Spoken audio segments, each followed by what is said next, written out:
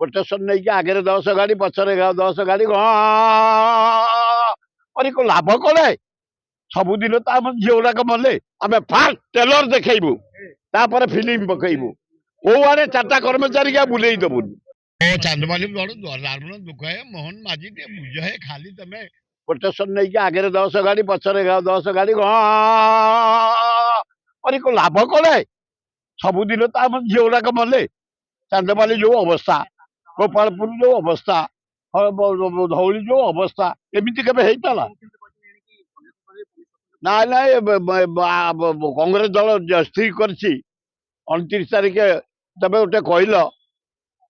30 point ତମେ ମାଗଣା ଦବ 300 ଏଇନା କଲଣି ଗୋଟାଏ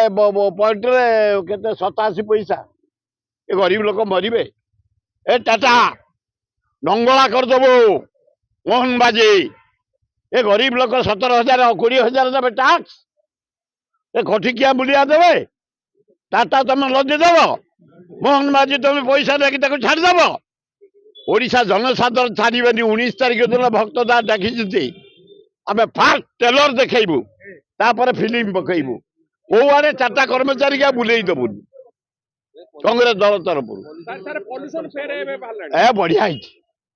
ତମ ଗାଡି ଯଦି ନ କରିଛ ସାମ୍ବାଦିକ ଏ ଜନସାଧାରଣ ଏ ନେତା ଫାତା ମୁଁ ବି କରିଦିଅ ଆମେ ଦିଲ୍ଲୀ ଭଳିଆ କୁ ଯିବାନି ଆମେ ବିପଦକୁ କିଣି ଆନି ଏଇନା ଜଟଣୀରେ ଚାଲିଛି ପଲ୍ୟୁସନ ଲାଇନ ହେଇକି ସବୁ ଲୋକଙ୍କୁ କହିଲେ ସବୁ କରିସାରିଲାଣି କି କଥା ଆଗ ଆଇନ କି ମାନିବ ଆଇନ କି ମାନିଲେ ଆଇନ କି ଯାଇ ଗରିବ ଲୋକଙ୍କ ପାଇଁ ଫାଇଟ କରିବ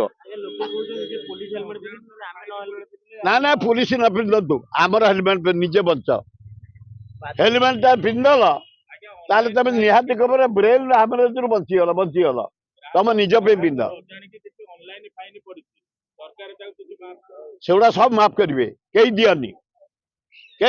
ଆମେ ବାହାରିଛୁ ସେଇଥିପାଇଁ 29 ତାରିଖ ଦିନ ରାଜ୍ୟ କଂଗ୍ରେସ ଭକ୍ତ ଦାସଙ୍କ ନେତୃତ୍ୱରେ ସାରା ଓଡ଼ିଶାରେ ଆନ୍ଦୋଳନ ଆରମ୍ଭ କରୁଛୁ ଆମେ ଯଦି ସରକାର ଏ ଟାଟାକୁ ବନ୍ଦ ନ କରନ୍ତି ଘୋର ବିରୋଧ କରାଯିବ ସମାଜ